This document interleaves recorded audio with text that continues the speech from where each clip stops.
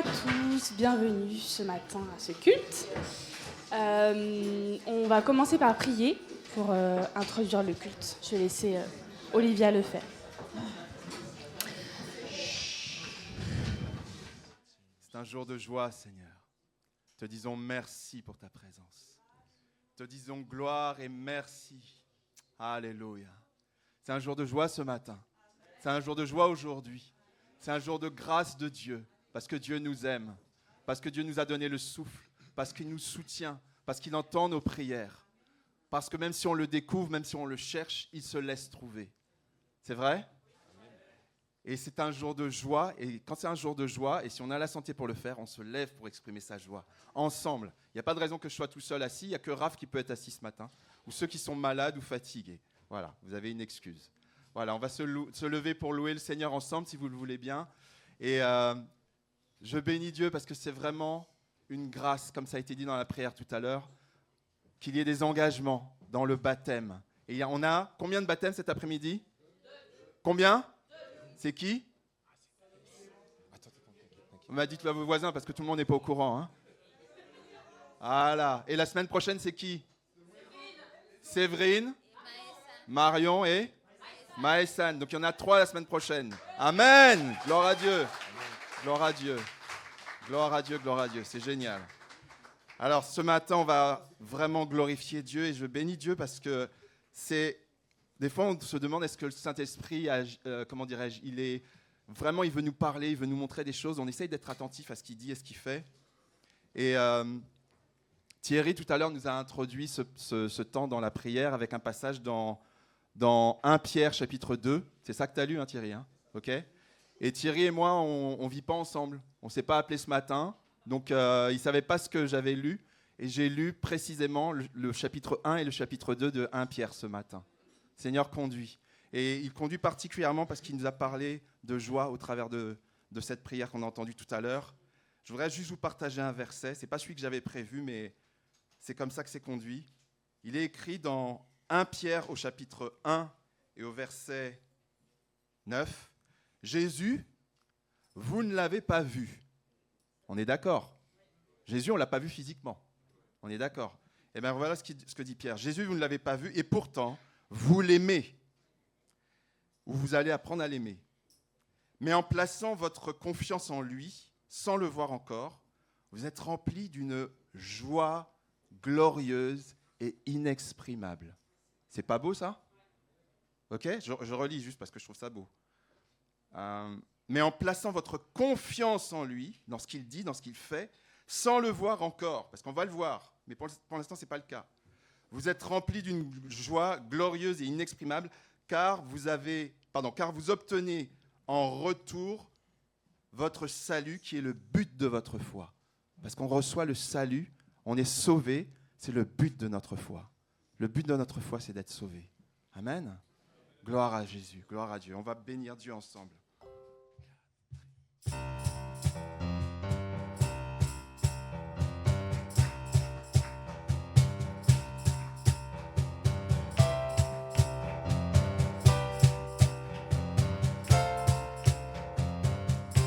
Lève-toi. Lève-toi, mon âme, et souviens-toi. Mon péché, il a enterré. Encore une fois. Lève-toi, mon âme, et souviens-toi. Mon péché, il a enterré. Ce n'est plus moi qui vis, c'est Christ qui vit en moi. J'étais mort, mais je suis passé de l'ombre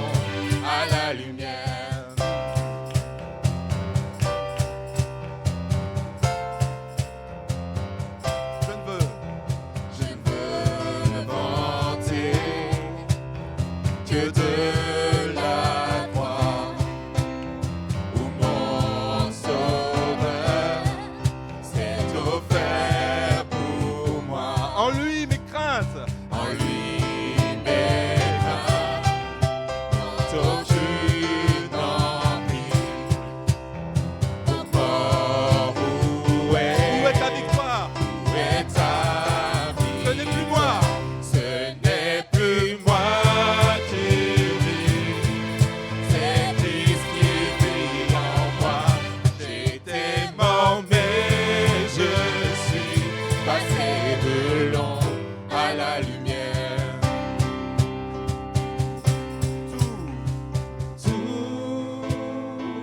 Tout en moi veut t'adorer.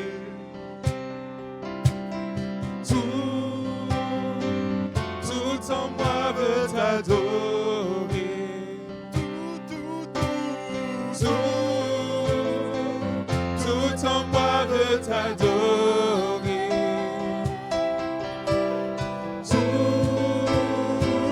Tout en moi veut t'adorer.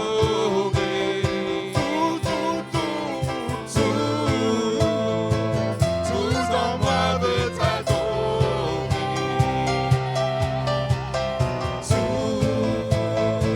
Tout en moi veut t'adorer. Ce n'est plus moi.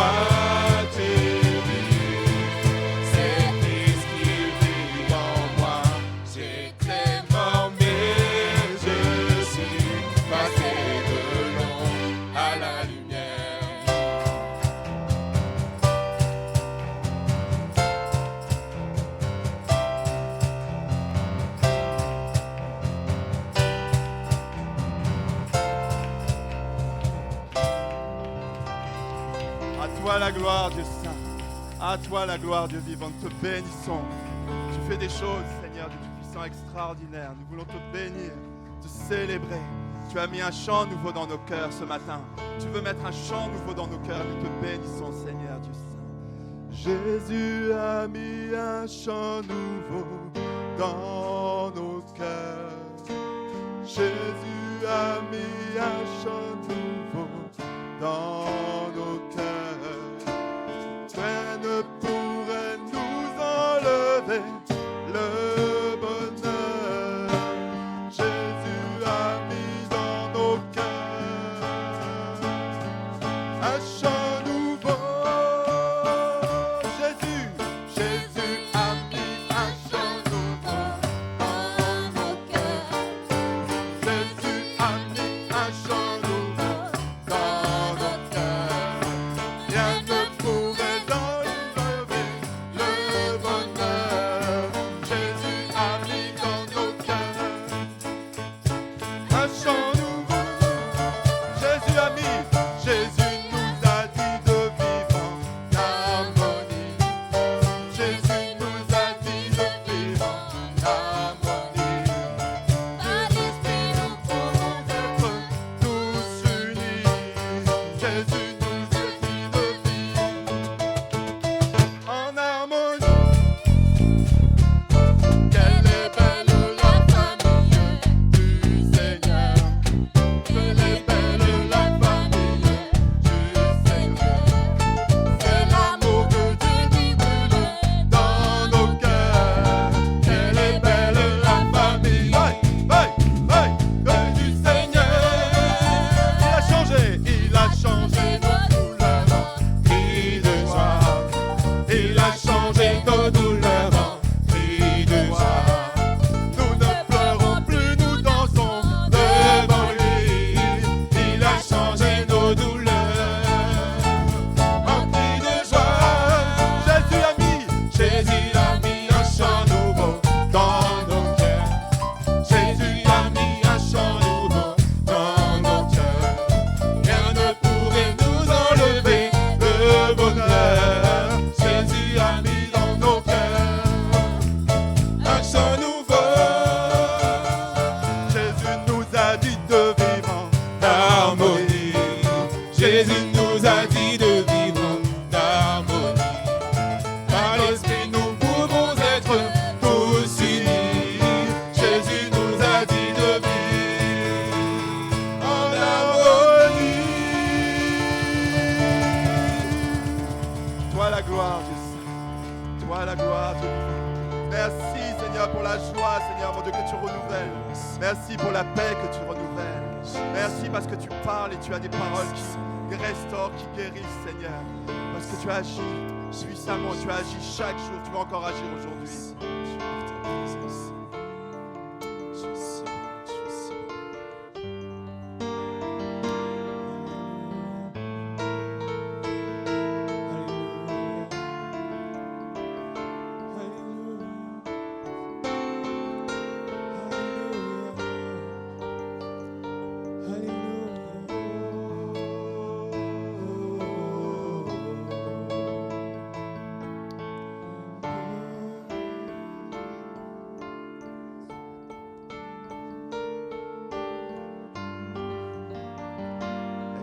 simplement, avec nos langues, avec nos voix. Simplement, notre amour. Seigneur, nous t'adorons. Te bénissons, Seigneur, parce que c'est toi notre espoir, c'est toi notre force, c'est toi notre joie, notre source, Seigneur. Alléluia, Dieu saint. Alléluia, Dieu béni, tu es béni, tu es saint. Alléluia, Dieu vivant, tu es digne de gloire, tu es saint. Merci, Tu es Seigneur. souverain, tu es saint. Tes bénédictions, Seigneur. Amen. Reçois, reçois, reçois, Seigneur. Alléluia. Amen. Amen. Dieu saint. Oui, Seigneur Dieu. Dieu vivant. Tu es avec nous, Seigneur, quelles que soient les épreuves, Seigneur. Tu nous fortifies, tu nous aides à les traverser, Seigneur. Amen. Amen. Amen. Alléluia. Amen. Amen. Ah oui, amen. À toi soit toute la gloire, Dieu saint. Amen. Alléluia, Dieu puissant. Ouvre les yeux de mon cœur, je désire te voir. Je désire te voir.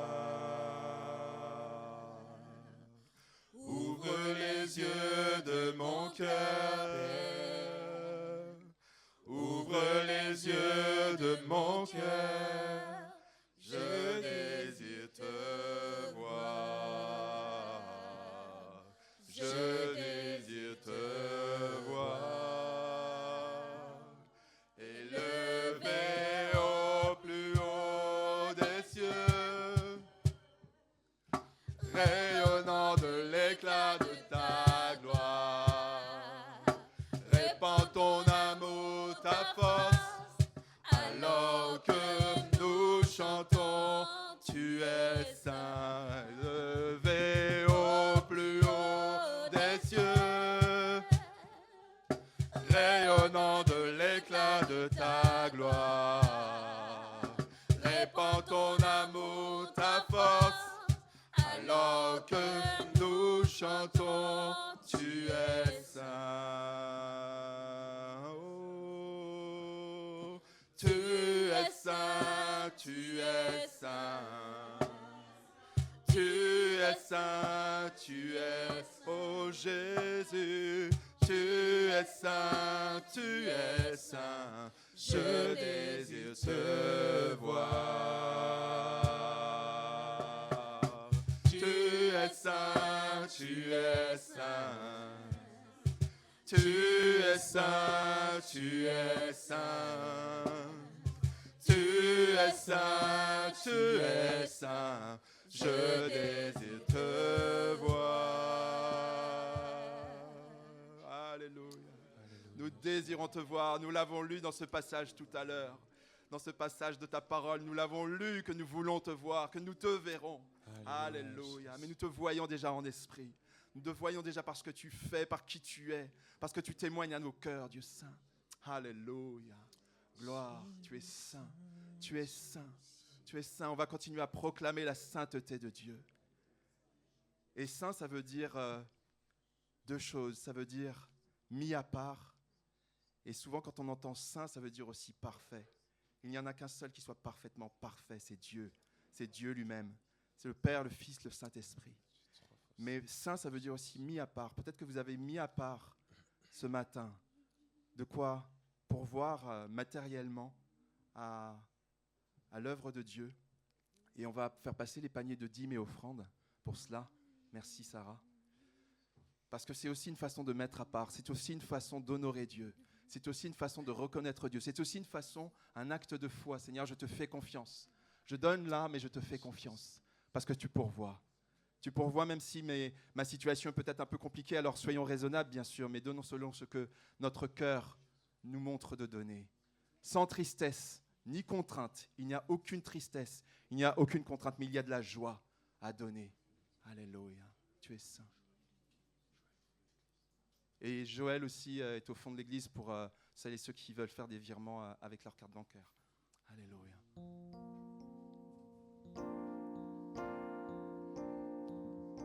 On va encore chanter que Dieu est saint.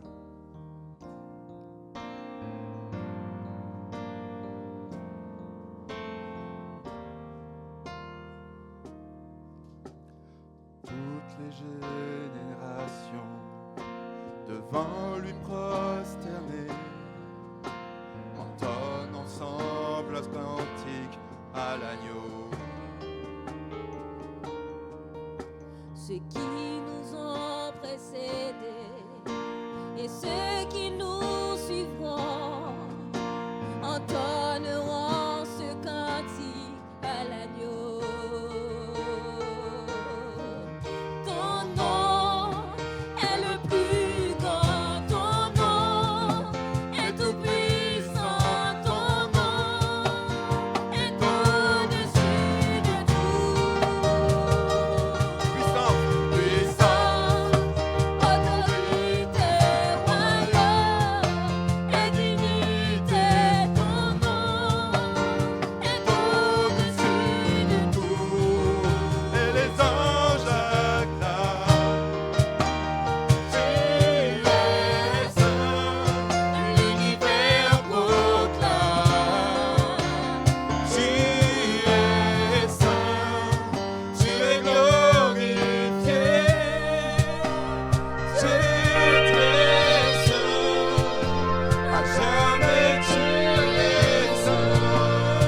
Chantons avec les anges encore. Et les anges acclament. Oui, Tu es saint, l'univers proclame. Tu es saint, tu es glorifié. Tu es très saint, à jamais tu es saint.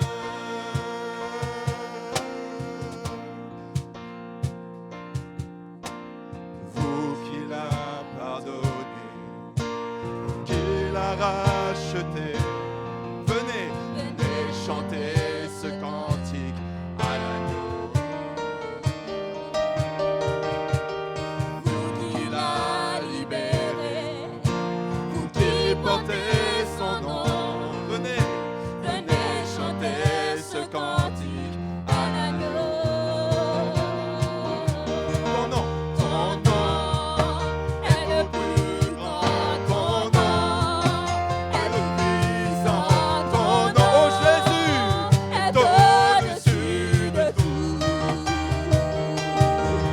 Puissance, autorité, royaume et dignité, ton nom est au-dessus de tout. Et les anges acclament. Tu es saint, l'univers proclame. Tu es saint, tu es glorifié. Tu es saint, à jamais tu es saint.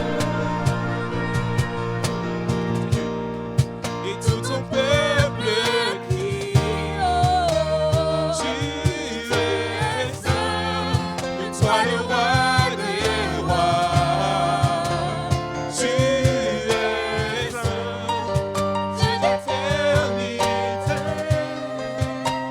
Tu es très saint, à jamais tu es saint. Juste nos voix, tout ton peuple crie. Tu es saint, toi le roi des rois. Tu es saint, Dieu d'éternité. Dieu est saint, à jamais tu es saint. Encore une fois, encore, tout ton peuple crie.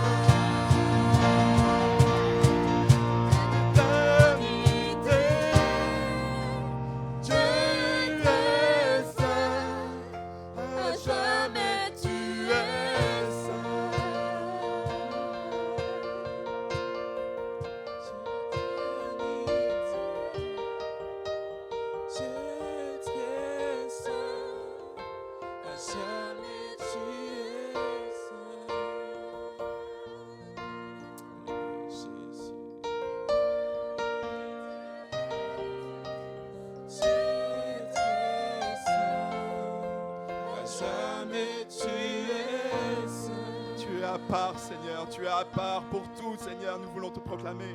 Tu es à part, tu es saint, tu es pur, Seigneur, Dieu puissant. Tu es parfait. Nous t'adorons, te bénissons.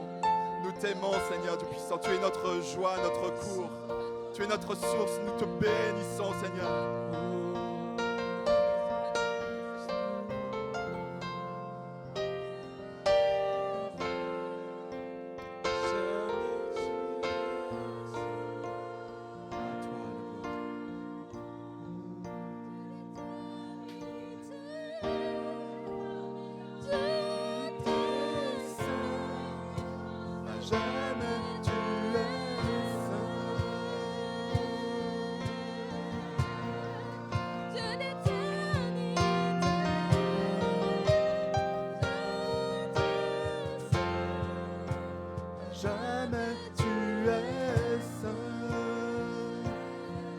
Toutes les générations te louent, Seigneur. Toutes les générations. Toutes les générations devant lui prosterner, entonnent ensemble un cantique à l'agneau. Ceux qui nous ont précédés et ceux qui nous suivront entendent ce simple cantique À l'agneau. Ton nom est le plus grand. Chantons-le encore. Ton nom est le plus grand, ton nom il est au-dessus de tout. Puissance, autorité, royaume et dignité, ton nom, il est au-dessus de tout. Ton nom, Seigneur. Ton nom.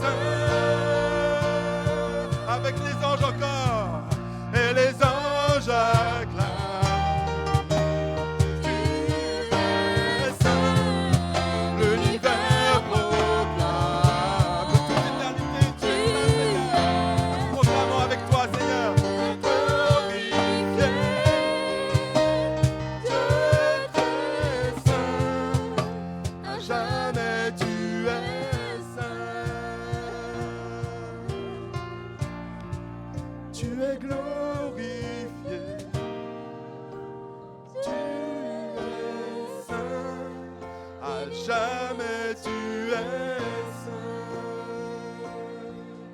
Dieu de gloire, tu es glorifié.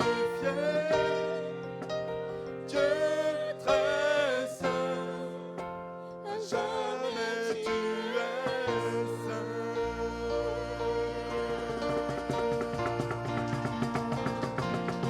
À toi la gloire, Dieu saint. Tu es vivant, tu es glorieux, tu es tout puissant, tu es magnifique. Alléluia.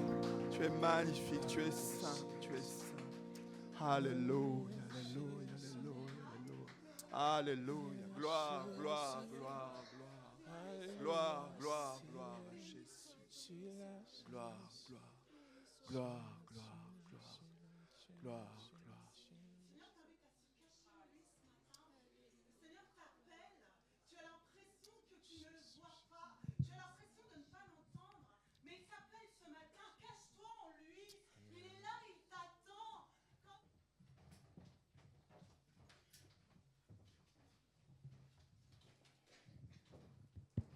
Et oui, c'est encore moi. Je ne suis pas le pasteur de cette église. Il est là. Mais aujourd'hui, je suis de service. Donc, Comme on dit, les responsables prennent leurs responsabilités. Donc, voilà, les choses sont faites, sont dites. Je voulais rebondir sur la parole que Nadège a apportée ce matin, se cacher en Dieu. C'est vrai, je ne sais pas qui a été touché par cette parole, mais tu as beau aller te cacher, tu ne seras jamais caché parce que Dieu te voit. Dieu voit où nous sommes. Donc c'est un non-sens de dire on se cache de Dieu, oui, mais Dieu nous voit parce qu'il nous laisse notre libre arbitre. Mais la meilleure, où on est en sécurité, c'est se cacher en Dieu. C'est quand on est caché en Dieu qu'on est en sécurité, qu'on a la paix. Alors, si tu as été touché par cette parole, ben, cache-toi en Dieu plutôt que de te cacher dans ce monde. Amen. Alors, pour introduire la Sainte Seine, on est dans la période de Noël, de l'Avent, et il nous était parlé de la venue, de la naissance de Jésus. Il nous est dit quand quand Marie devait accoucher, il n'y avait pas de place dans l'hôtellerie pour eux, c'est-à-dire la pièce réservée aux autres. Il n'y avait pas de place pour lui.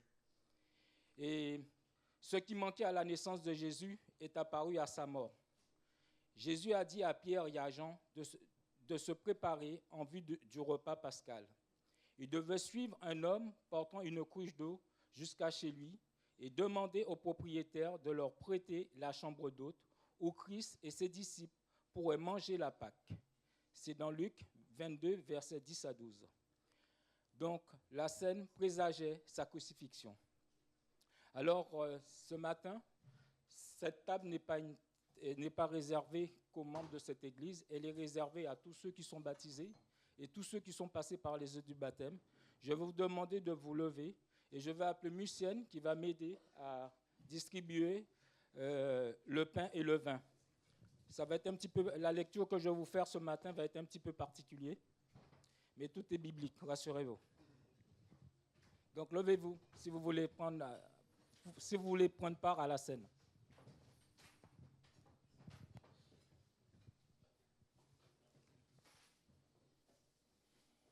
Et Mucienne, avant, je vais te demander à rendre grâce pour ces éléments avant.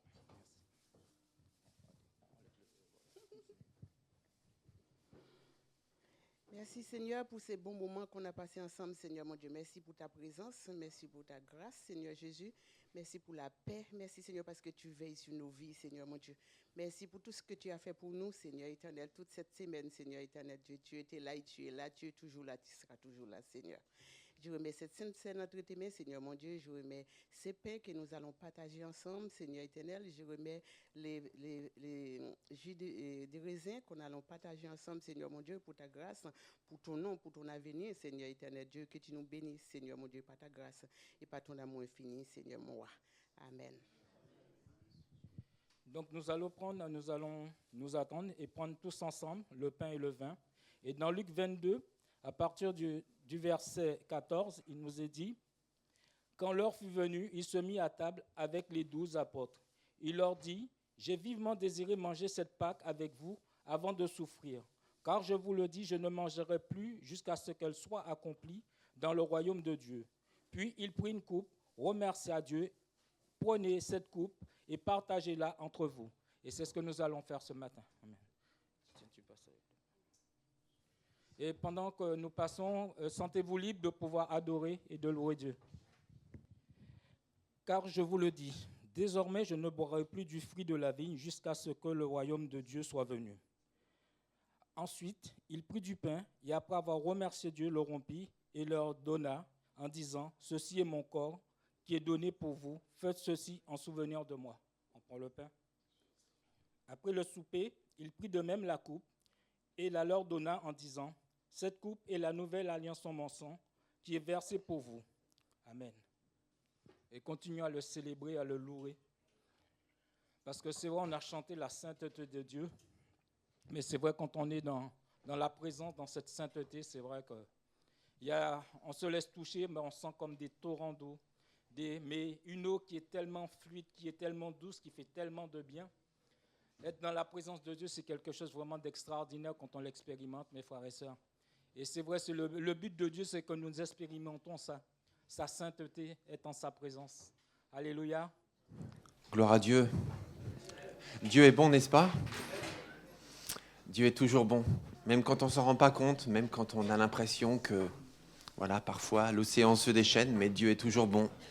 Et c'est pour ça qu'on l'appelle le bon Dieu, et on a raison de le faire, parce qu'il l'est vraiment. Donc bienvenue à chacun et à chacune d'entre vous. Donc effectivement, je suis le pasteur Philippe Dibling. Je dis cela voilà, pour faire écho à la présentation de Thierry, mais aussi parce que je vois qu'il y a pas mal de visiteurs parmi nous ce matin. Donc c'est une grande joie pour moi, pour nous tous, de vous accueillir dans cette église. Surtout que plusieurs parmi vous, je vous reconnais suite à la semaine dernière, à la célébration de Noël du Caméléon. Donc je vous félicite parce que vous avez tout compris. Voilà, vous avez compris qu'on n'est pas là-bas habituellement, déjà, puisque vous êtes là. Et ensuite, vous avez compris que c'était un événement exceptionnel, mais que les rencontres habituelles sont le dimanche matin à 10h30 et ici. Donc, vous poursuivez l'expérience en nous rejoignant dans la vie communautaire, et votre église aussi, puisque c'est l'église de tout le monde, ici, au 121 de la rue Saint-Jean. Donc, je veux rendre gloire à Dieu pour ça. Voilà, merci à vous. Bienvenue. Mais juste avant d'aller plus loin, de laisser la place à la parole est comptée et aussi à Daniel qui va nous partager la prédication de la Bible, j'aimerais quand même vous accueillir un peu plus correctement, peut-être vous donner l'occasion juste de dire un prénom. Voilà. Pour vous qui êtes là peut-être pour la première, deuxième ou troisième fois, si vous êtes là depuis plus longtemps, ne le faites pas, mais voilà. Pour les autres, si vous êtes là depuis peu de temps, juste, vous levez la main, juste un prénom, même vous levez à votre place si ça ne vous dérange pas. Oui, bonjour. Xavier. Merci Xavier, bienvenue. Vous êtes venu tout seul ? Vous êtes venu ? C'est ce qui me semblait. Voilà. Bienvenue à vous quatre. Merci. Et les prénoms des autres ? Mary ? Très bien, bienvenue à tous les quatre. Ok. Mais de rien, merci à vous. Quelqu'un d'autre ? Georges, je me permets.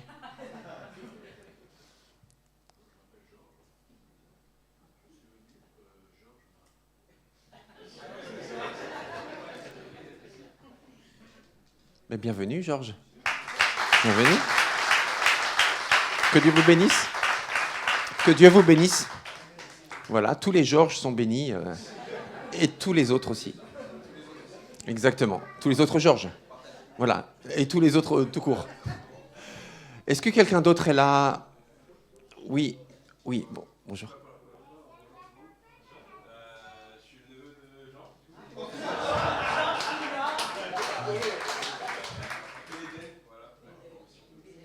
Bienvenue, Eden. Bonjour. Gloria. Enchantée, Gloria. Bienvenue à toi, Gloria. Est-ce que quelqu'un d'autre nous rend visite ce matin ? On ne va pas manquer l'occasion de vous accueillir, de vous saluer. Très bien. Alors, ceux qui nous rendent visite, vous avez droit à un cadeau. Et on vous l'offre tout de suite pour être sûr que vous ne partiez pas sans. Voilà. Donc, très bien. Bienvenue aussi à Antoine et à Marie-André, que nous connaissons bien, mais je voulais vous accueillir ce matin. Merci de nous rendre visite. Soyez bénis. Gloire à Dieu. Le Seigneur est bon. Eh bien, bienvenue à tous. Surtout qu'aujourd'hui, c'est un jour exceptionnel. Alors, bien sûr, chaque culte est exceptionnel puisque c'est un temps de rencontre personnelle et frais avec Dieu. Et en plus, cet après-midi, nous avons des baptêmes et ce sera dit aux annonces. Et les deux futurs baptisés, d'ailleurs, sont avec les enfants exactement en train de débriefer pour le culte de la semaine dernière. On aura, voilà, donc un moment spécial. Ne manquez pas de revenir cet après-midi à 15h. Mais là aussi, ce ne sera pas ici. Ce sera dans une église dont on nous prête les locaux à Oni, à l'église Maranatha. Donc voilà, on vous dira ça aux annonces. Mais en tout cas, bienvenue. Ah, bonjour monsieur, oui, c'est vrai. Votre prénom ? Derrière Georges.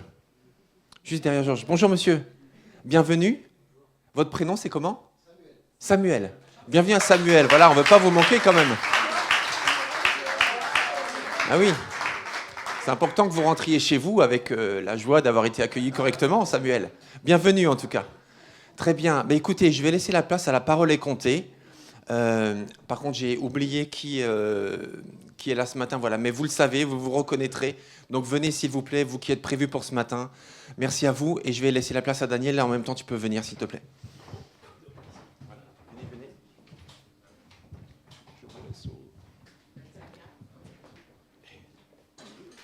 Joël n'a pas. J'attends que Joël se prépare.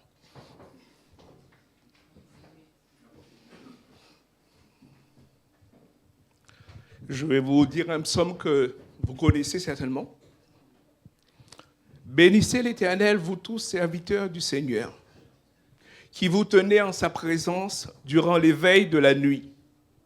Levez vos mains vers lui et bénissez votre Dieu. Et il dit après que l'Éternel te bénisse de Sion, lui qui fit le ciel et la terre. Amen. Et c'est le psaume Psaume 134.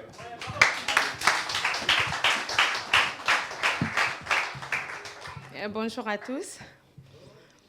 Car un enfant nous est né, un fils nous est donné, et la domination reposera sur son épaule. On l'appellera admirable, conseiller, Dieu puissant, Père éternel, Prince de la paix. Ésaïe chapitre 9, verset 5.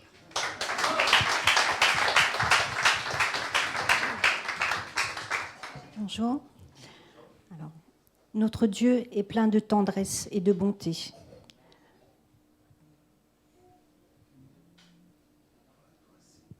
Il a fait briller sur nous une lumière venue d'en haut, comme celle du soleil levant. Elle éclairera ceux qui vivent dans la nuit et dans l'ombre de la nuit. Elle nous conduira sur le chemin de la paix.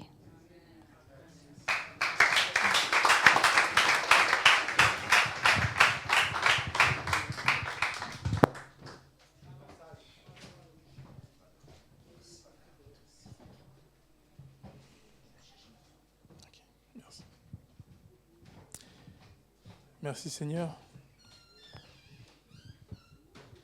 Bonjour à tous. J'espère que vous allez bien ce matin.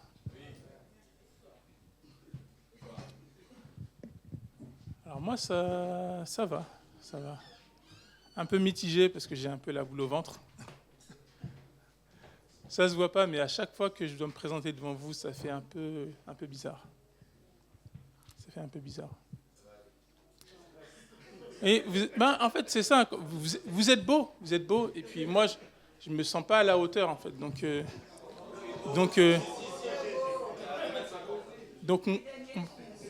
on va demander. J'ai le soutien d'une Danielle, ça fait plaisir.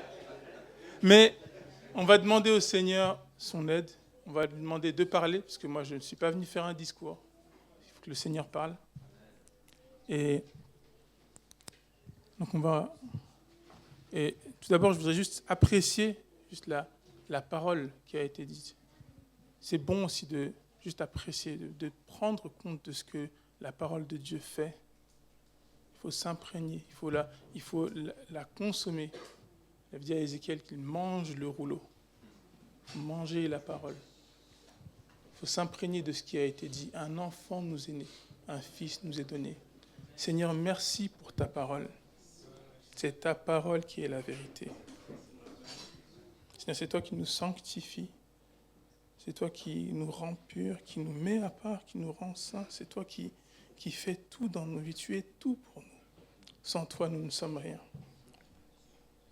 Et pour ceux qui ne te connaissent pas, c'est toi qui les amènes.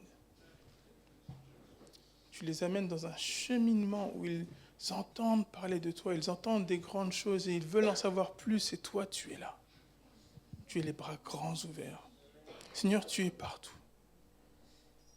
Et peu importe à quelle étape de la démarche nous sommes, Seigneur, toi tu es là, tu nous attends. Merci pour ta bonté. Merci pour ta parole qui est la vérité. Merci pour ce que tu fais, Seigneur. Mais surtout, merci parce que tu es venu et sans toi, où serions-nous? Je te bénis pour ce matin et je te demande de parler. Parle à ton Église en ce moment. Je suis disponible, je suis prêt. Tu m'as mis à part, tu m'as préparé. Je suis prêt. Ouvre ma bouche et parle à ton Église dans le nom de Jésus. Et toute l'Église dit Amen. Amen, amen. Alors, on va parler ce matin de deux personnes. Vous avez peut-être entendu parler de ces deux personnes-là, c'est Siméon et Anne.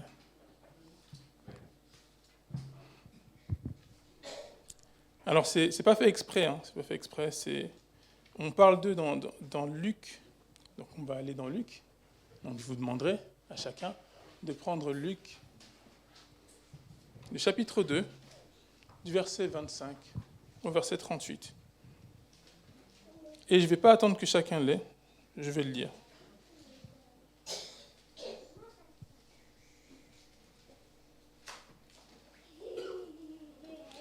Il y avait alors à Jérusalem un homme appelé Siméon. C'était un homme juste et pieux. Il vivait dans l'attente de la consolation d'Israël, et le Saint-Esprit reposait sur lui. L'Esprit Saint lui avait révélé qu'il ne mourrait pas avant d'avoir vu le Messie, l'envoyé du Seigneur. Alors, le Messie dont on parle, Messie, ça veut dire quoi? Alors, juste, le Messie, le mot Messie, ça veut dire loin de Dieu. C'est celui qui est loin. Donc à chaque fois, et d'ailleurs, c'est une bonne chose de savoir la source des mots. À chaque fois qu'on avait une onction qu'on mettait sur un roi, c'est-à-dire que lui, il avait été choisi, il avait été loin. Donc le Messie, c'est celui qui a été loin, celui qui a été choisi par Dieu. On continue. L'envoyé du Seigneur. Poussé par l'Esprit, il vint au temple.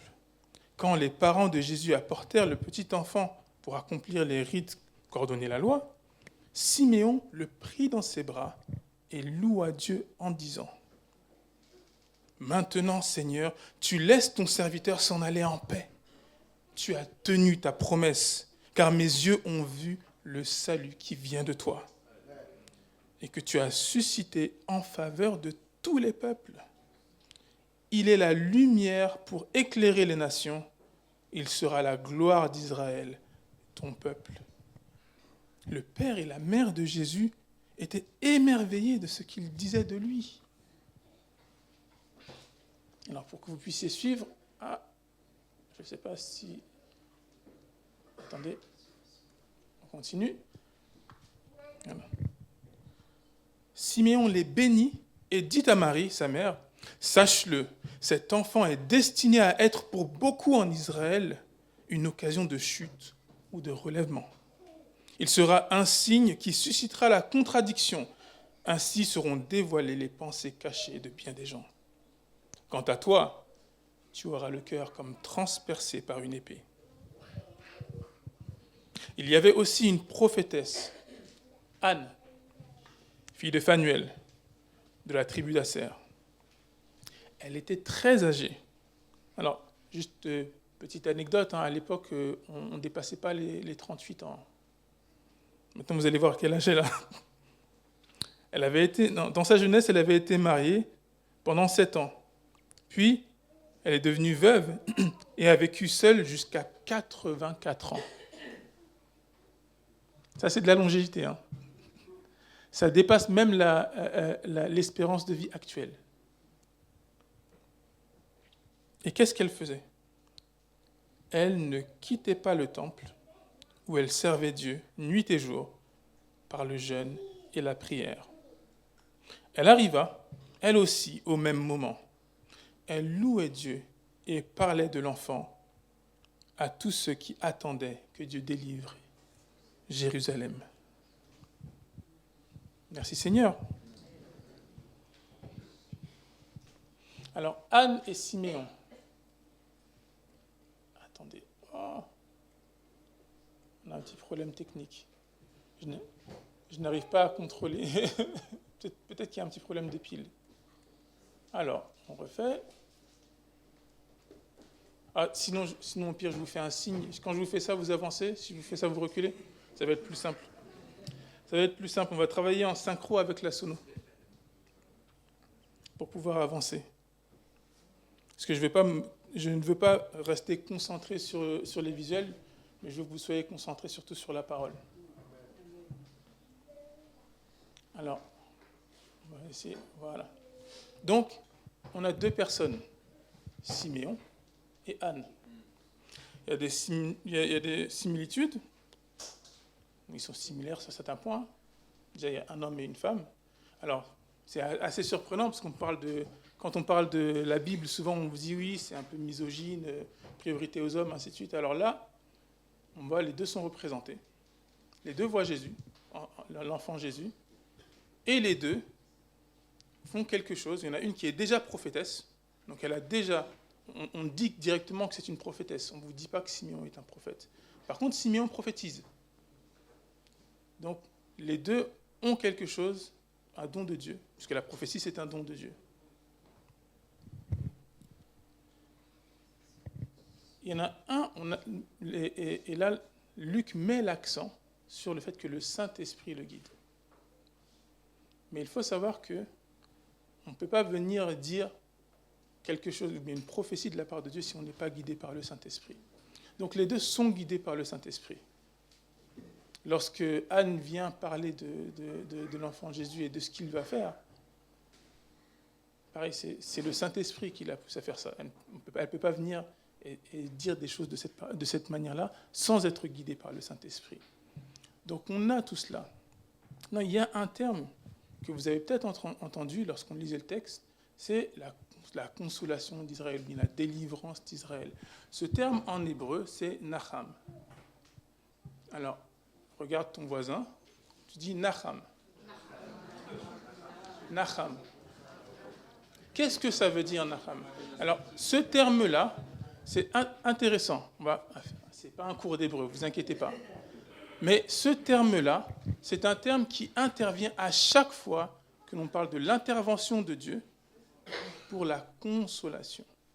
Lorsque Dieu intervient pour son peuple, pour consoler, pour ramener à lui. Et donc lorsqu'on parle ou bien pour délivrer, et ça a un impact. Donc lorsque ce terme était utilisé, les Juifs savaient qu'on parlait de la délivrance finale d'Israël. On parle d'un Israël au 1er siècle qui est sous l'oppression des Romains. Ils sont sous l'oppression des Romains pendant plusieurs siècles. Ce n'est pas le début. Il y a eu au moins 400 ans d'oppression romaine. Et une oppression féroce. Il y en a eu un qui était particulièrement féroce, qui était 3 siècles avant, et qui a même voulu mettre sa propre statue dans le temple, juste pour vous dire à quel point. Alors, pour ceux qui veulent savoir l'anecdote, lisez le livre des Maccabées. Ça, c'est un livre qui va vous donner un peu une idée de l'oppression qu'il y avait et ce que les Juifs ont fait pour se rebeller contre ça. Avec plus ou moins de succès. Je ne vais pas vous faire un spoiler, mais c'était féroce. Et donc, il y a une oppression pendant plusieurs siècles des Romains. Et eux, ils attendent la consolation. Une consolation qui avait été prophétisée. Et donc là, je vais vous inviter à prendre ce texte. Quelqu'un peut me lire Ésaïe 40, versets 1 et 2 ? Le terme qui est utilisé, donc en réconforter, c'est le terme Naham. Quelqu'un peut me lire ce texte ? Réconfortez mon peuple, oui, réconfortez-le, dit votre Dieu, et parlez au cœur de Jérusalem. Annoncez-lui que son temps de corvée est accompli, que son péché est expié, qu'elle a reçu de l'Éternel 2 fois le prix de ses péchés. Amen. Réconfortez mon peuple. Réconfortez-le. Qui a besoin de réconfort ce matin ? Alors, réconfort, oui, mais réconfort de quoi ? On a besoin de réconfort de quoi ?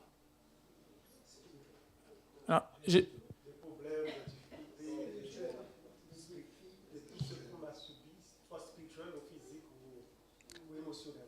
Probablement. Et là, en l'occurrence, quand il dit réconforter mon peuple, oui, réconfortez-le. Il dit à Jérusalem. Donc là, tu parles quand on parlait de Jérusalem, on parlait de tout Israël, en fait. Quel est le réconfort que Dieu veut nous apporter ? Quel est le réconfort que Dieu a pour vous en ce matin ? Ce que Dieu a amené, ce réconfort que Dieu a amené quand il est venu en la personne de Jésus-Christ, c'était quelque chose qui a été attendu depuis très, très, très, très longtemps.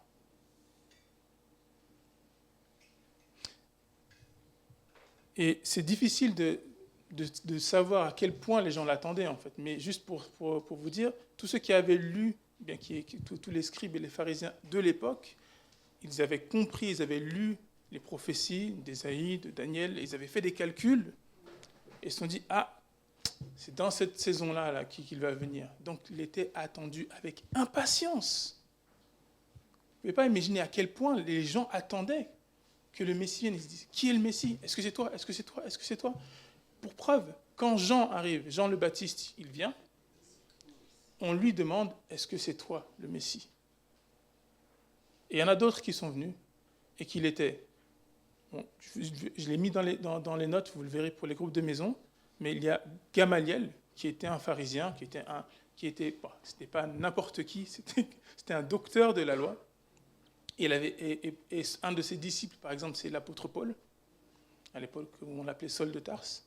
Et lui, il a indiqué qu'il y en a plusieurs qui sont venus avant, et notamment un qui s'appelait Judas, qui a fait une rébellion en disant que c'était lui le Messie, et c'est passé. Et donc, si ça ne vient pas de Dieu, ça va passer aussi. Donc, il y en a plusieurs qui sont venus à cette époque-là, parce que les Juifs, ils n'étaient pas bêtes, en fait. Ils savaient faire des calculs. Ils ont regardé les prophéties de Daniel, les prophéties de Jérémie. Ils se sont dit, c'est bientôt. C'est là.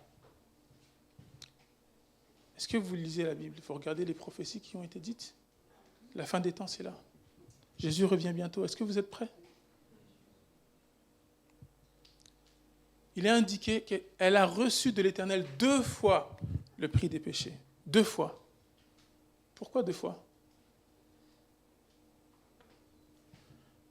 On a un Dieu qui est dans l'abondance. Notre Dieu, ce n'est pas un petit Dieu. Notre Dieu, ce n'est pas un Dieu qui va venir et vous dire, bon, ta dette est payée. Attends, tu devais 5 €? Tiens, je te rends 5 €. Non, parce qu'on n'est pas dans un Dieu qui est dans le business de rendre argent comptant, bien de faire part pour part.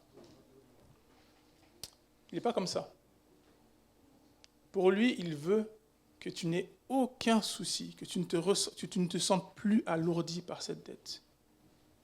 Que tu sois complètement déchargé. Et donc, qu'est-ce qu'il fait? Il te dit, bon, tu me devais 100, c'est vrai. C'est vrai que c'était compliqué. Hein.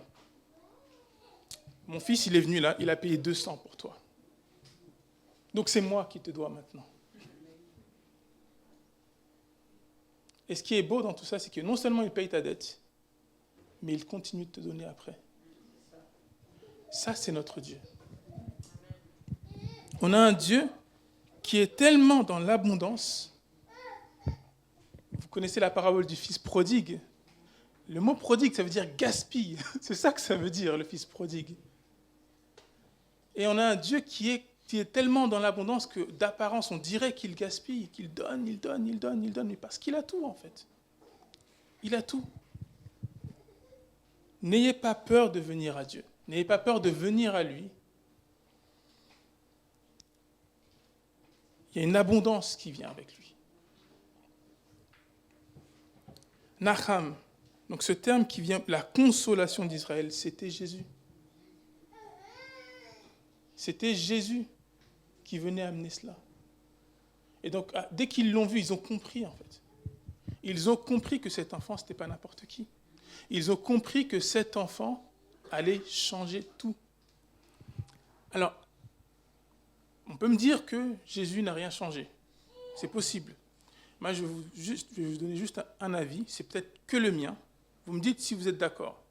Montrez-moi, dans toute l'histoire, quelqu'un qui était pauvre, qui n'était pas au pouvoir, pas d'influence politique, il n'avait pas forcément d'argent, il n'avait pas de position prominente,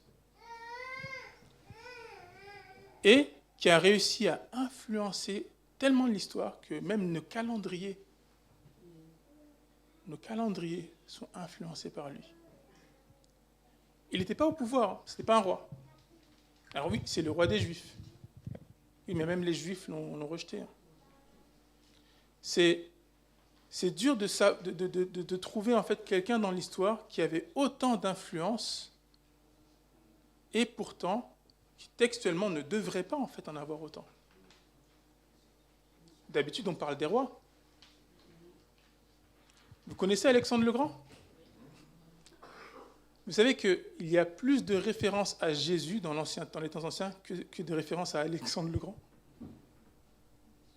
Et pourtant, Alexandre le Grand, c'était un conquérant, mais en plus, le symbole, c'était le symbole du guépard. Il allait très vite, il faisait des conquêtes, mais fulgurantes. C'était Alexandre le Grand. Il y a plus de preuves que Jésus a existé qu'une preuve qu'Alexandre le Grand a existé. Et puis en parlant de Noël, on est dans la période de Noël. Et là, leur vie a changé parce qu'ils ont rencontré Jésus. Alors, ils n'étaient pas n'importe qui, hein. C'était des gens qui étaient justes, qui étaient pieux. Je vous ai mis quelques références, parce que c'est quelques références bibliques dans le texte, pour que vous sachiez qu'est-ce qu'on veut dire par juste.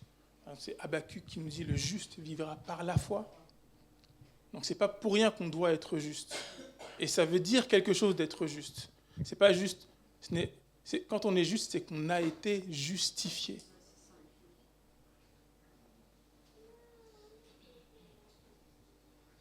Donc je vous ai mis les versets pour que vous sachiez de quoi on parle. Quelles sont les références et quelles sont les... Ah, tiens, ça fonctionne. Ah, c'est super. Quelles sont les références et de quoi on parle. Mais au-delà de toutes ces références, vous pourrez les regarder par la suite. L'idée, c'est même qu'on les envoie pour que vous vous encouragiez, en fait. Ingurgitez la parole. Prenez ces paroles pour vous. Voilà.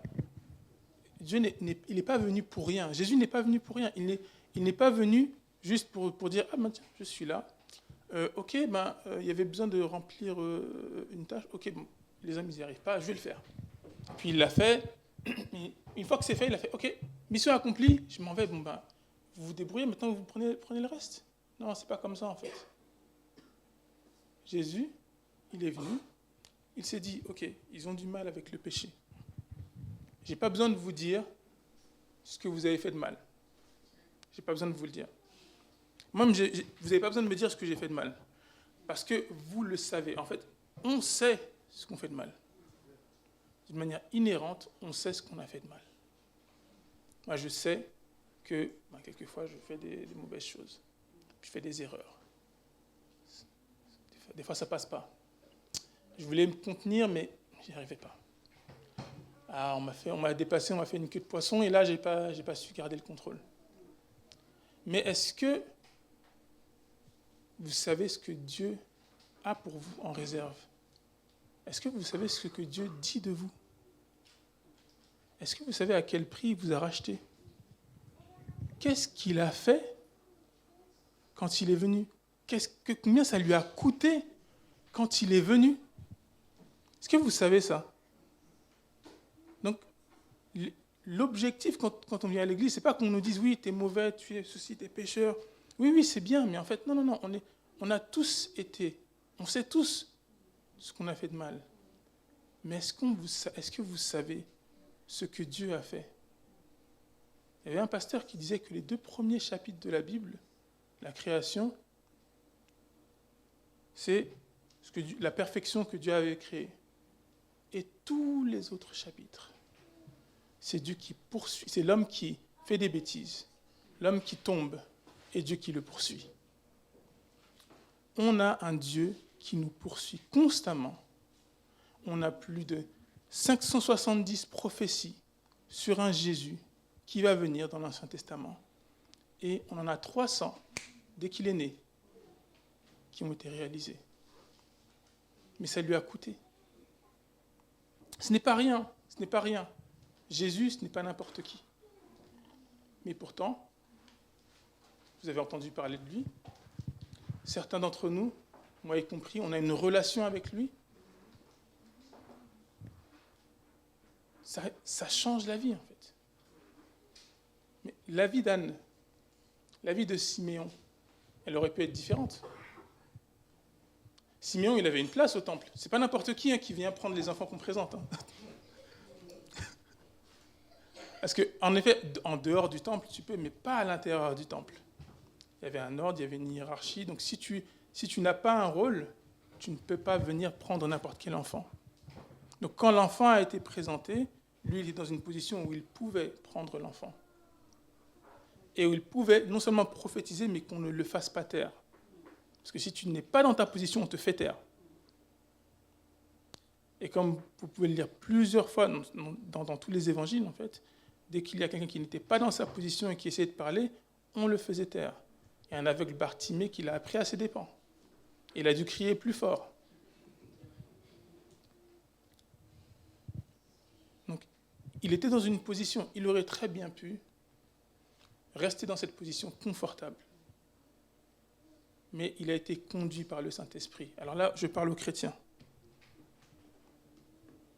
On a quelque chose en nous qui nous donne un super pouvoir. Alors non, on n'a pas de cape, on n'a pas de masque. Certains d'entre nous ont des lunettes. Mais pourtant, on a un super pouvoir. On a Dieu qui vit en nous. On a le Dieu, l'Esprit qui se mouvait au-dessus des eaux à la création. Celui qui a la parole créatrice, il est en nous. Est-ce que vous réalisez la puissance que cela vous donne? C'est comme si on donnait... Il y avait une anecdote qui me disait, c'est comme si on donnait la bombe nucléaire à un État qui était...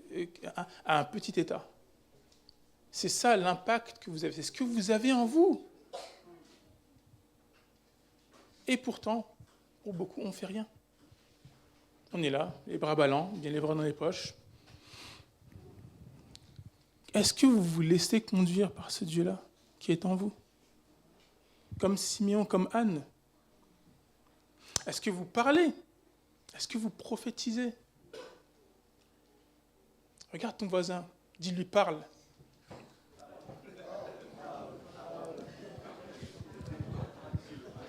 Maintenant, regarde ton voisin et dis-lui prophétise. Dieu s'exprime par la parole, mais il se révèle par la prophétie. Comment on sait que Dieu fait ce qu'il a dit qu'il allait faire? Déjà, il l'a annoncé, et ensuite il l'a fait. Ce n'est pas juste une anecdote, en fait. Dieu, il se révèle par ça. Il montre qu'il est Dieu par ça. Et c'est comme ça qu'on sait que c'est Dieu et que personne d'autre. Dans Exode, en fait, quand Moïse il donne dans Deutéronome, quand il dit « Voilà comment vous reconnaîtrez un prophète », il leur dit « Très bien, voilà comment vous allez reconnaître un prophète. » Il vous donne une prophétie, elle se fait. Là, vous savez que Dieu l'a envoyé. S'il vous donne une prophétie, elle ne se fait pas, Dieu ne l'a pas envoyé. Vous n'avez rien à craindre de lui. Voilà le test. Est-ce que Dieu a parlé ou pas? C'est aussi simple que ça. Et dans la parole, à chaque fois, toutes les fois en fait, il donne une prophétie sur Jésus, il donne une prophétie par rapport à Tyr, par rapport à différentes villes. Et à chaque fois, ça s'accomplit, ça s'accomplit, ça s'accomplit. Dieu tient ses promesses. Qu'est-ce que Simeon dit? Tu as accompli ta promesse. Vous avez un Dieu qui parle, vous avez un Dieu qui vous parle. Je ne veux pas accuser personne, mais qu'est-ce que Dieu vous a dit ce matin? Est-ce que tu te sens concerné quand Dieu parle? Si tu ne peux pas dire Amen, dis aïe. Mais est-ce que tu te sens concerné quand Dieu parle? Et quand la prophétie est dite, quelle est ta réaction? C'est important. Notre attitude par rapport à ce que Dieu fait est aussi importante. C'est très important notre posture par rapport à ce que Dieu fait. Et moi, ça me montre beaucoup sur déjà moi-même, la posture de mon cœur. Est-ce que je suis en règle? Est-ce que j'ai pas quelque chose là, j'ai pas trop de distractions, j'ai pas trop de choses qui m'empêchent d'être vraiment concentré sur Dieu? Est-ce que j'ai pas quelque chose qui m'empêche de regarder à Dieu au lieu de regarder à autre chose? Et puis quand je ne le connais pas, mais est-ce que je veux vraiment le connaître? Dieu l'a dit, je me laisserai trouver par toi si tu me cherches de tout ton cœur. Mais est-ce que tu le cherches vraiment? Ou bien tu cherches juste la réussite? Ou bien tu cherches juste une réponse à ton besoin immédiat? Qu'est-ce que tu cherches vraiment? Il y en a certains qui disent, oui, les voies du Seigneur sont impénétrables. Moi, je n'y crois pas. Et je vous le dis pourquoi? Parce que ce n'est pas dans la Bible. Parce que dans la Bible, Dieu se laisse trouver par ceux qui le cherchent. Et on a un Dieu qui nous poursuit constamment. Tout ce qu'on lit dans la Bible, c'est les hommes qui font une erreur et Dieu qui leur donne une solution. À chaque fois, Dieu va les racheter. Du jardin d'Éden, où Adam et Ève, ils font leur choix. Ils choisissent de prendre le fruit. Oui, c'est vrai. Bon, on ne sait pas si c'était une pomme, mais en tout cas, on sait que c'était un fruit. Et que Dieu leur avait dit non, de ne pas le prendre. Et ils l'ont fait. Donc, ils ont pris leur propre décision, ça s'appelle le libre arbitre. Ils l'ont fait. Et qu'est-ce que Dieu a fait? Il y a eu une sentence, en effet, mais par contre, il aurait pu les laisser comme ça, nus, honteux, avec des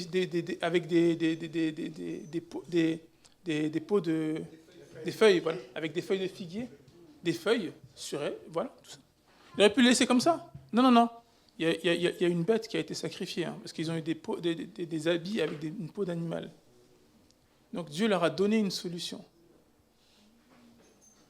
Dieu nous donne constamment une solution. Il est toujours là, à notre rescousse, toujours là à vous poursuivre. Donc toi qui ne connais pas le Seigneur, toi qui entends cela sur YouTube peut-être et que tu te dis « Ah mais en fait, oui, mais on me dit que Dieu est toujours là, mais moi je ne comprends pas. » Oui, mais déjà, première chose, on ne mérite rien. Donc peut-être que tu n'es pas mieux que ceux qui sont à l'hôpital, que ceux qui sont malades, que ceux qui ne sont plus là. Tu n'es pas dans une meilleure position. Donc qu'est-ce qui te donne le droit à toi d'être là? Rien. Donc si tu es là, si tu peux parler, tu peux entendre, tu as tout cela, c'est une grâce que Dieu t'a fait. Et donc comme Dieu t'a fait grâce, maintenant si tu veux savoir qui est ce Dieu-là, il n'y a pas 36 solutions en fait. Il faut que tu le cherches. Il se révèle à qui le cherche. Et pour toi, Église, pour toi, qui es chrétien, qui connais Dieu, il faut que tu parles. Il faut que tu parles, il faut que tu prophétises. On va prendre ce passage dans 1 Corinthiens 14, que j'aime beaucoup, que j'affectionne beaucoup, et qui parle de la prophétie. Est-ce que quelqu'un peut le lire? Daniel, je sais que tu voulais lire tout à l'heure, est-ce que tu peux le lire cette fois? 1 Corinthiens 14.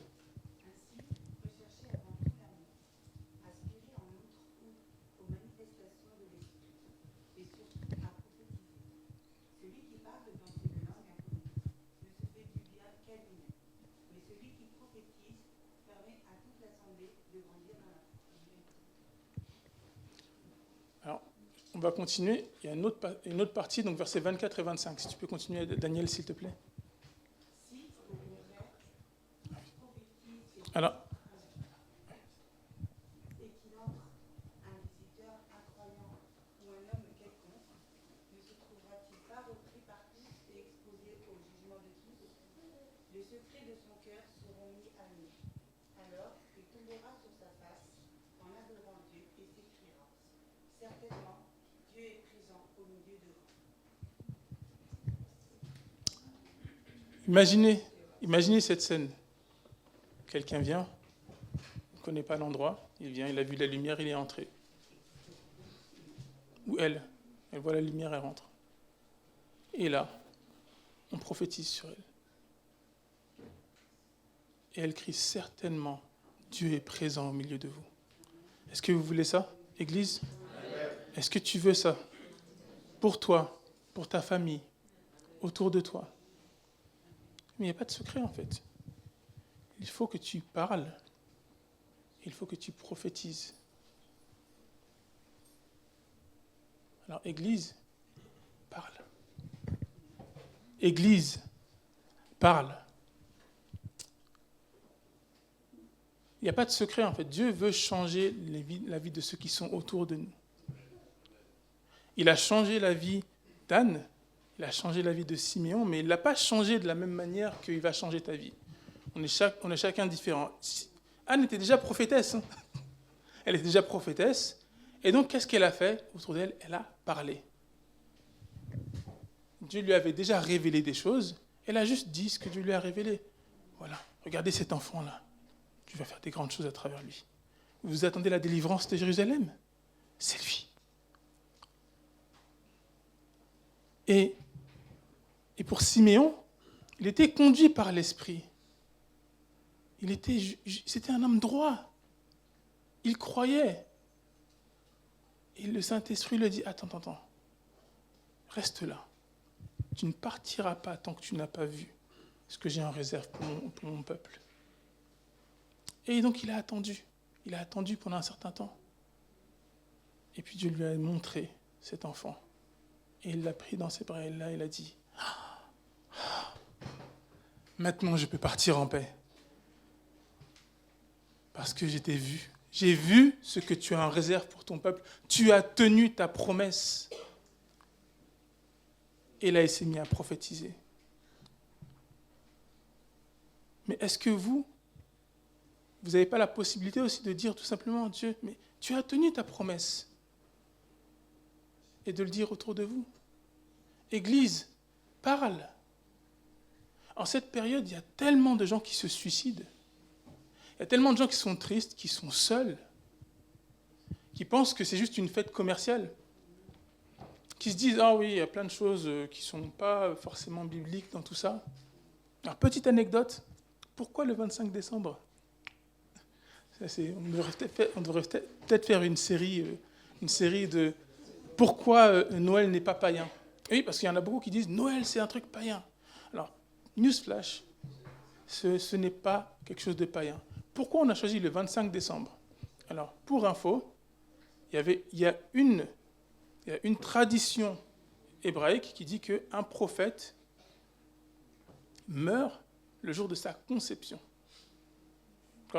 Le jour de... Non, un prophète meurt le jour de sa conception. Et donc, on a dit, OK, donc la conception, ça aurait été le 25 mars pour Jésus. Et tu rajoutes 9 mois, et ça fait le 25 décembre. C'est ça, en fait. C'est tout simplement ça. C'est une tradition hébraïque, et c'est le calcul qui a été fait. C'est pas quelque chose de précis, et c'est pas un calcul scientifique, c'est juste une tradition. On ne sait pas. Mais, ah oui, le 25, c'est la Pâque, oui, c'est le jour de la mort Et donc, comme on dit qu'un prophète meurt le jour de sa conception, la conception, ça aurait été le 25 mars, et donc, il serait né le 25 décembre. Alors, bien sûr, ce n'est pas précis, mais ne pensez pas pour une seule chose. Par exemple, on m'a dit que voilà, il y a des fêtes païennes romaines qui sont là-dessus. Alors, je vous invite à faire des recherches. Je les mettrai dans les notes, ne vous inquiétez pas. Mais sachez-le, ce n'est pas prouvé. Et pour beaucoup, on a les dates. Par exemple, il y avait une date Invictus. C'était une fête qui était faite à cette époque-là. Et c'était une fête qui durait 3 jours. Et qui était entre le 22 et le 25 décembre. Donc, il n'y a pas de source païenne à ce qu'on fête aujourd'hui, si ça peut vous rassurer. Mais en revenant à cela, tu es dans l'Église. Dieu t'a sauvé. Dieu t'a racheté. Il a fait toutes ces choses pour toi. Pourquoi tu n'en parles pas ? Si Dieu est aussi bon pour toi, pourquoi tu n'en parles pas autour de toi ? Si Dieu est aussi grand dans ta vie, pourquoi personne ne sait que tu es chrétien ? Si dans ton voisinage, si tout d'un coup on commence à persécuter tous les chrétiens, qui d'entre nous sera trouvé coupable ?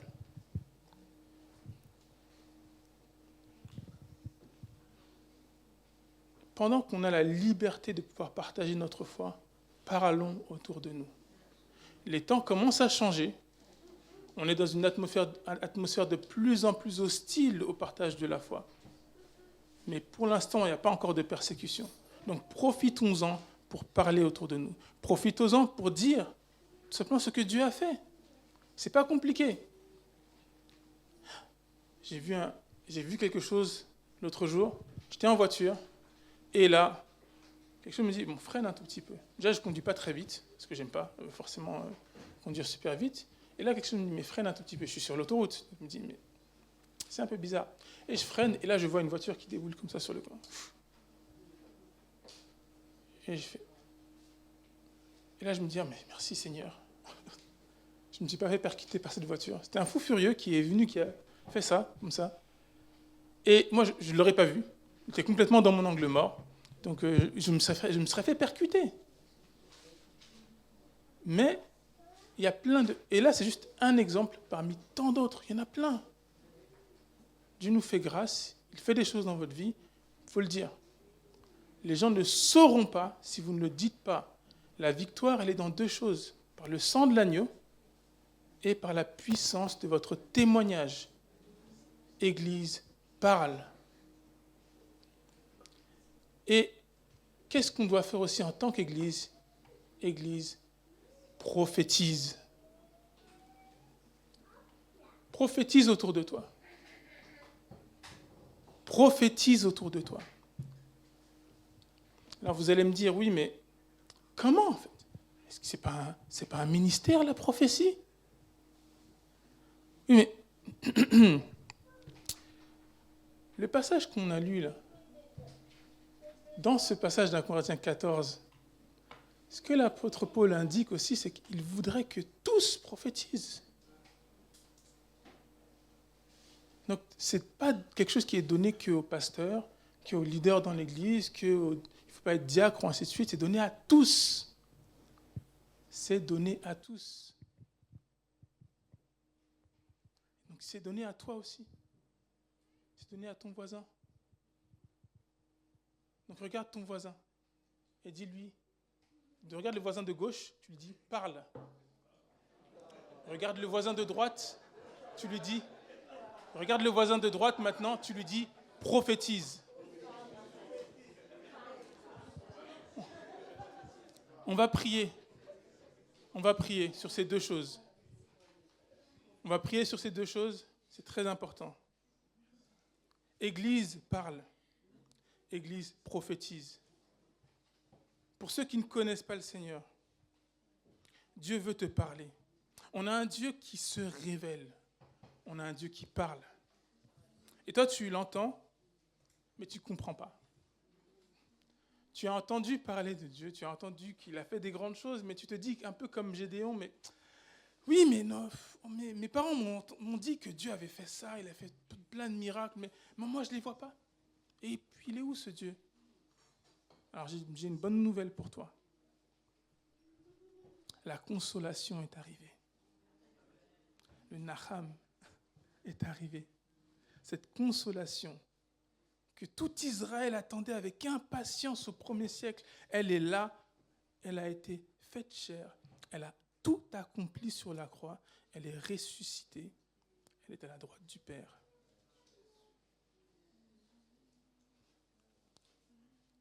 Et elle est accessible pour toi. Non, les voies du Seigneur ne sont pas impénétrables. Elle est accessible. Dieu s'est fait accessible à toi.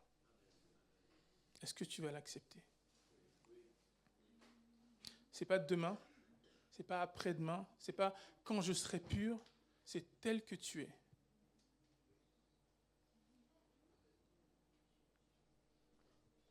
Est-ce que tu veux l'accepter ce matin ? Toutes les têtes sont courbées. Fermez vos yeux. Personne, ne regardez pas votre voisin, c'est quelque chose de personnel avec son Dieu. Chacun, on parle à son Dieu. Si tu veux accepter le Seigneur, je veux prier pour toi. Et juste montre-le en levant ta main à ta place. Juste pour montrer un signe du fait que tu veux lui faire confiance. Et je vais prier pour toi. Seigneur, je te remercie, Seigneur, pour ces mains levées. Merci pour ceux qui font ce geste, qui font ce pas, qui disent « Oui, Seigneur, je veux venir à toi ». Merci pour eux. Et merci parce que toi, tu as fait tout un cheminement, tu les as travaillés, tu étais là dès le départ, Seigneur. Tu sais comment atteindre chaque personne. Et ils te cherchent, et toi, tu te laisses trouver. Merci Seigneur. Merci parce que tu les acceptes et que comme Siméon, ils seront appelés justes et pieux. Comme Anne, ils seront appelés prophètes. Tu vas les changer, tu vas les transformer, tu vas les toucher. Merci d'avance, Seigneur. Tu l'as annoncé et tu tiens tes promesses, donc tu le feras. Église, prophétise. Je prie pour toute l'église de Pontoise, chaque membre, chaque personne ici présente. Que la prophétie soit la norme, parce que le Seigneur est dans ce lieu. L'Esprit du Seigneur est dans ce lieu. Enlève tout ce qui n'est pas de toi et prends toute la place. Prends toute la place, afin que ton Église parle autour d'elle. Qu'ils disent les bienfaits de celui qui les a enlevés, arrachés des ténèbres et amenés à son admirable lumière. Qu'ils prophétisent autour d'eux. Que les gens sachent que, oui, cette personne-là, c'est un chrétien. Je le sais. Une fois, j'avais telle maladie. Moi, je l'avais dit à personne. Je ne me sentais pas bien. Il est venu. Il a prié pour moi. Il m'a dit, tu as ça, mais ne t'inquiète pas, Dieu est avec toi. Est-ce qu'on est prêt à prendre ce manteau? Est-ce qu'on est prêt à prendre ce bâton? Est-ce qu'on est prêt? Église, es-tu prête à parler et à prophétiser? Soyez bénis dans le nom de Jésus. Merci pour cet encouragement. Merci pour cet encouragement à parler de la part de Dieu, à dire ce que Dieu nous donne de partager et à ce que nous puissions recevoir aussi, que nous connaissions Dieu ou pas, que nous puissions aussi recevoir la parole de Dieu. Parce que Dieu parle clairement. On va prendre 2 derniers chants. Pour celles et ceux qui veulent encore se lever, vous pouvez le faire. Merci. Un seul dernier chant? On fait lequel?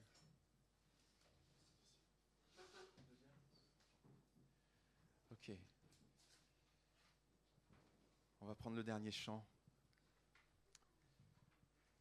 Le Seigneur veut agir dans les cœurs. Et c'est un chant, quand on l'a pris hier, en fait, on a ressenti la guérison. On a senti que le Seigneur veut vraiment guérir parmi nous, ici, ce matin, encore aujourd'hui. Et il veut guérir parmi vous, parmi nous. On l'a vraiment ressenti, on a prié pour vous quand on a pris ce chant. Et vraiment qu'on puisse le recevoir parce que le Seigneur veut agir. Il a déjà beaucoup parlé, on va juste prendre ce chant.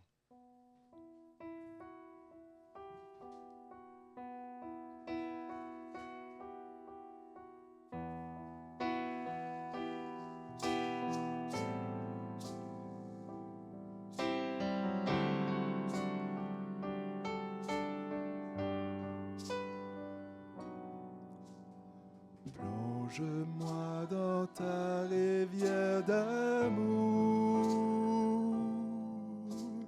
plonge mon esprit dans les profondeurs de ta joie, inonde le désert de mon âme, par la douce pluie du plonge-moi. Plonge-moi dans ta rivière d'amour. Plonge mon esprit dans les profondeurs de ta joie. Inonde le désert de mon âme. Par la douce pluie du ciel. Mon âme est rafraîchie quand ton nom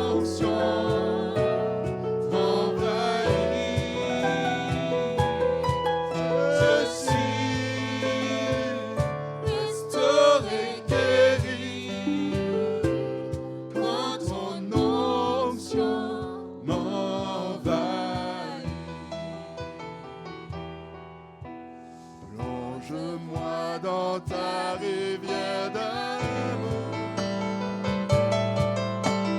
Plonge mon esprit dans les profondeurs de ta joie. Inonde le désert de mon âme par la douce pluie du ciel. Mon âme est rafraîchie quand ton onction m'envahit. Je suis restauré, guéri quand ton onction m'envahit. Mon âme est rafraîchie. Merci pour ton onction, Seigneur, pour ta présence, Seigneur, pour ton œuvre parmi nous, Seigneur. Je suis restauré, guéri quand ton onction m'envahit.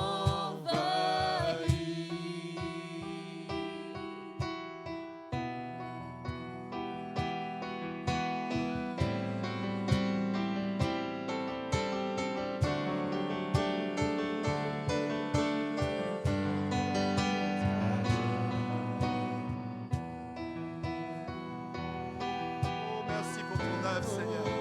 Merci pour ta restauration, merci pour ta guérison. Merci de parler, Seigneur, parce que ta parole guérit. Mon âme est rafraîchie quand ton onction m'envahit. Je suis restauré, guéri quand ton onction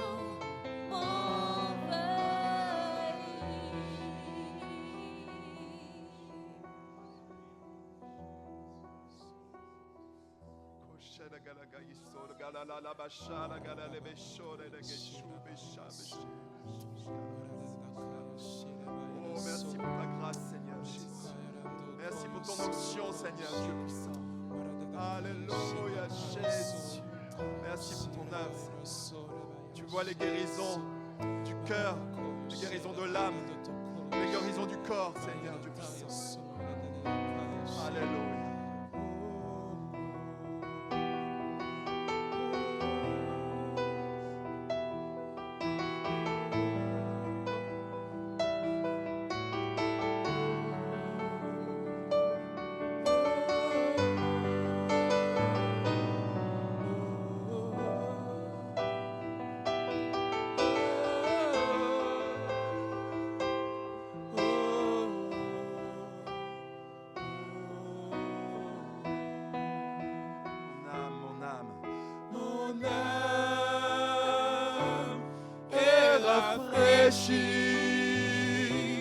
Quand ton onction m'envahit, je suis restauré, guéri. Quand ton onction m'envahit.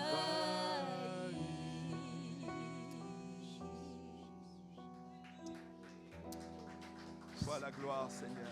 À toi l'honneur et la gloire, Dieu saint puissant. Amen. Alors, pour la première annonce, cette semaine, on a nos groupes de maison du mardi au vendredi. Et je vais laisser Jean-Yves nous donner plus d'infos concernant les groupes de maison. C'est bon. Bon, bonjour. Donc, cette semaine, on a les groupes de maison. C'est quoi? Dans cette église, on a mis en place des groupes de maison une fois tous les 15 jours. Une fois, il y a une réunion ici, et l'autre fois, c'est dans les maisons, dans chaque quartier, dans chaque ville. Et dans cette église, on a plusieurs villes. Donc, je vais vous citer les villes. On a Oni, avec Georges. Il va se lever. Vous l'avez vu, mais il va se lever. Donc si vous habitez dans le coin de Georges, vous avez la possibilité de le contacter après le culte et lui dire, mardi, parce qu'il se réunit le mardi, je viendrai dans ton groupe de maison. Nous, on voudrait inciter vraiment chacun à aller dans un groupe de maison. Le but, c'est maintenir la communion fraternelle et approfondir les paroles qui ont été dites ce matin. C'est vrai que c'est plus facile de prier en petit groupe que de venir dimanche matin, de prier devant tout le monde dans l'église. Pour plusieurs, on a expérimenté. Des fois, on veut se lancer, puis quelqu'un d'autre se lance à notre place et ça nous freine. Mais quand on est en petit groupe, on peut plus facilement prier, on peut plus facilement parler, et la timidité s'en va. Donc, la deuxième personne que je vous présentais, c'est Mucienne. Elle est où, Mucienne? Elle se lève. Elle est à Pontoise. Donc, vous pouvez la contacter. Elle est le vendredi sur Zoom. Vous pouvez la contacter pour savoir comment ça se passe. Après, vous avez sous Saint-Ouen-le-Monde Thierry, qui est à la Sono. Vous l'avez vu ce matin pour la Sainte-Seine. Saint-Ouen-le-Monde, donc si vous habitez Saint-Ouen-le-Monde, c'est Thierry. Et on a aussi Daniel, à Conflans-en-Honorine, si vous êtes dans le coin. Vous appelez Daniel, elle est en présentiel. Donc ça veut dire que vous allez vous déplacer chez elle. Pour l'instant. On a un autre groupe à Cergy-Village, c'est Michael et Olivia. Ils ne sont pas là ce matin, mais vous pouvez contacter Annie, qui va vous donner, et Philippe, qui vont vous donner plus de renseignements. Donc à la fin du culte, vous pouvez aller les voir. Et on a un autre groupe qui est à Gisors, c'est moi. Mais on est sur Zoom. Et c'est le mardi. Donc vraiment, sentez-vous libre vraiment de contacter toutes les personnes qu'on vous a présentées ce matin en disant que vous voulez participer au groupe de maison, de façon à développer votre relation les uns avec les autres, mais aussi avec la parole de Dieu. Amen. Amen. Oui. Est-ce qu'on peut visiter un autre groupe de maison que le nôtre? Oui, tout à fait, vous avez la possibilité, sauf que au bout d'un moment, il faut se stabiliser. Non, mais après, vous pouvez visiter plusieurs groupes de maison, si peut-être que là, vous ne vous sentez pas bien, mais au bout de 3 ou 4, vous n'allez pas faire tous les groupes de maison chaque semaine. Essayez quand même de vous stabiliser. C'est bon?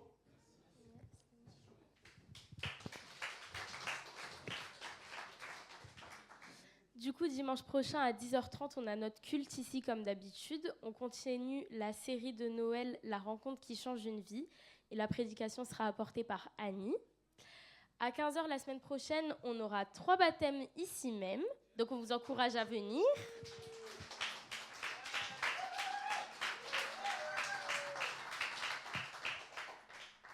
Le ménage cette semaine sera fait par Erika et moi.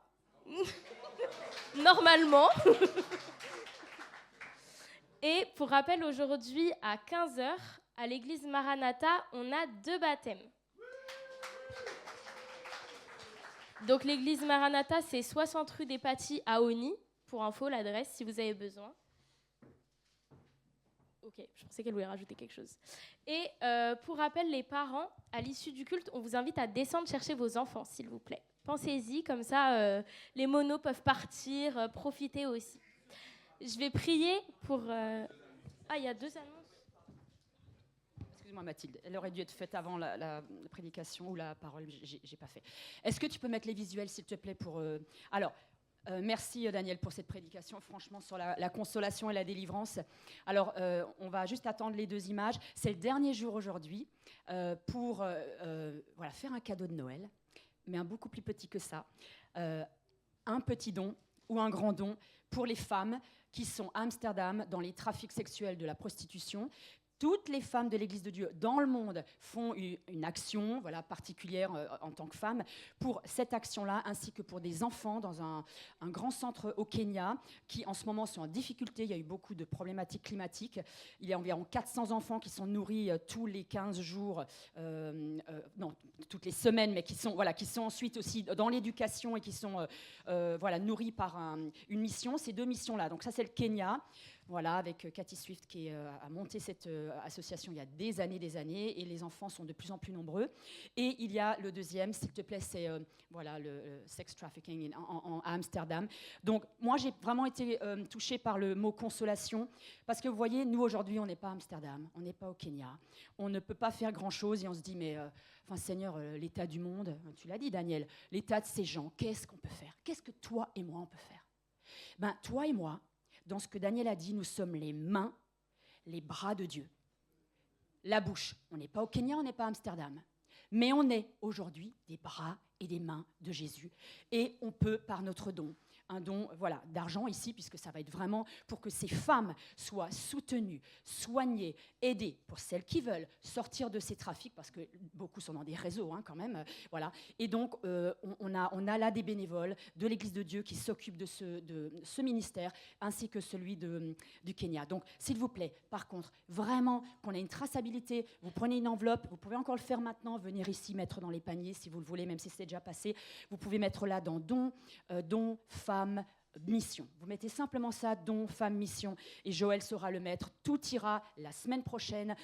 Tout ce qui est en Europe, toutes les églises de France, on va pouvoir aussi rejoindre ça. C'est votre petit cadeau pour ça. Voilà. On fait plein de cadeaux. Vous avez sûrement déjà fait plein de vos cadeaux pour Noël. Pensons à ceux qui ne sont pas autour de notre table, ceux qui sont au loin, qui sont en difficulté, et pensons à faire aussi un petit cadeau pour eux. Je sais que vous avez des centaines peut-être d'enveloppes dans vos boîtes aux lettres, de sollicitations dans ces temps de Noël. Toutes les associations vous demandent. J'en rajoute une. C'est à vous de faire le choix. On ne peut pas donner partout, je suis d'accord.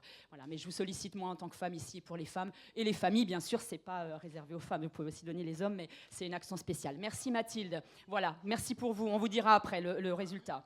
Oui, c'est ça, on va l'envoyer.